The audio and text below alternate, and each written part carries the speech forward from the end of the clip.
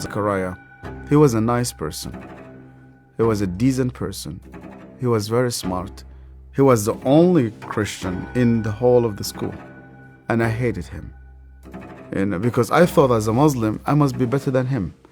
But he was better than I. We start to beat him every single day that we come to school. And we agreed on that night, we need to kill him. It was dark. It was cold. And we went ahead of him. And we were 5 of us. We climbed a tree and we waited there. And from far away, we saw that a torch coming. And the light became bigger and bigger as it approaches us. And the minute that he just went under the tree, we jumped at him. He was crying, he was screaming, he was shouting. We broke his arm, we broke his leg. He started to bleed. And because he started to scream and begging for help, I put my hand in his mouth so that no noise will come out of him.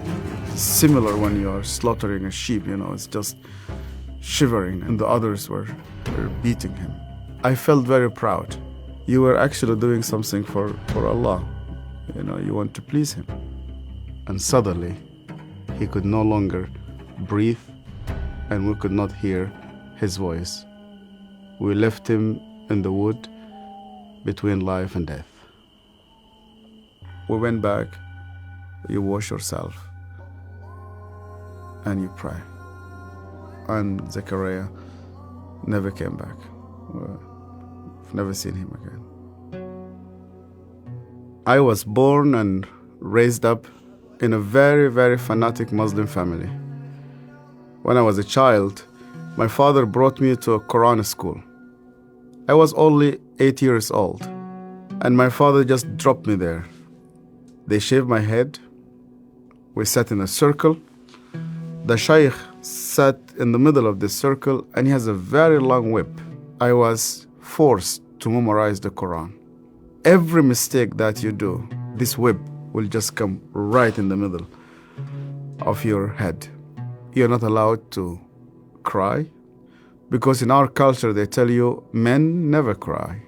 I was crying every single night.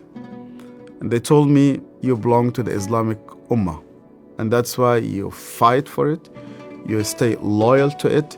I started to hate people, to hate everybody who's not a Muslim. And I especially used to hate the Jews.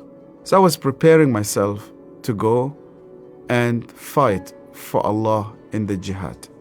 But every night I went to bed, and when we put the light off, I did not know what will happen with me if I die. My cousin was severely sick, and the doctors, they said he's going to die. They gave him only a couple of days. And one day came 2 people. They were Coptic Christians, and one of them wanted to greet me, and then I saw he had a cross. And then I pulled my hand back. I said, well, I'm not going to touch a hand with a cross.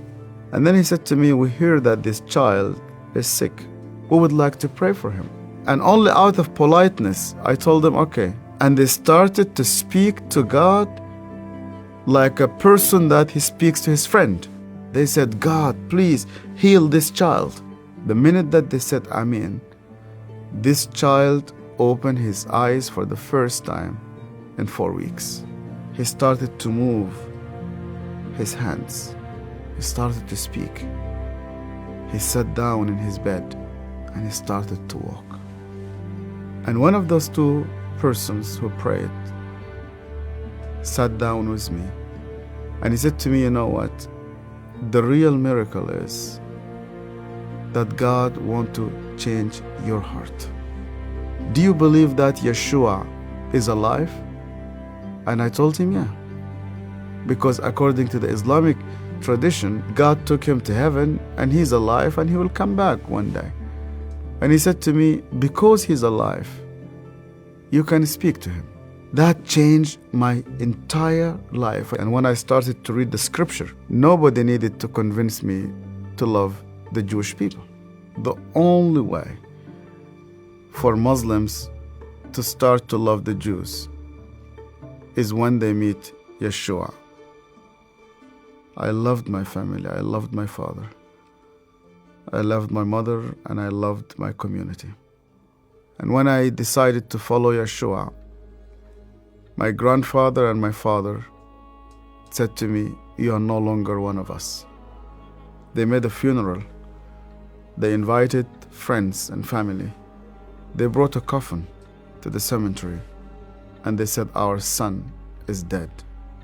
To be declared dead with no family, I said to God, "Where are you?" I heard this voice, and this voice told me, "You know that the grave where your name is written, you know that grave is empty. And guess what? My grave is also empty." I went to Egypt for the first time after many years, and I was in a pastoral conference. And one of the Sudanese pastors came to me. It's an elderly man, gray hair. He started to speak to me, and he asked me, "Where did you come from?" I told him my story. He started to cry. And then I asked him, "Why are you crying?" And he said to me, "Do you remember me? My name is Zachariah."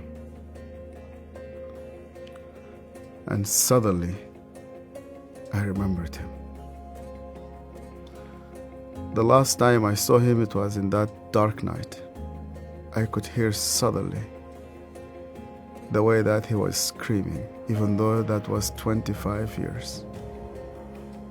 Suddenly I started to see his broken arm and broken legs. I started to see the scars which I caused him. I started to be full of shame. I was a bad person, yeah. I was terrible. So Zechariah looked me straight into the eye again, and he said to me, "Yasser, because you hated me so much, I was always praying for you." He opened his Bible, and the minute he opened his Bible, I saw that my name was written in the first page. I hated him. He prayed for me. On that day, God confronted me. He said to me, "Even before you start to think about me, I was thinking about you. To love those who hate you, you need someone whose name is Yeshua."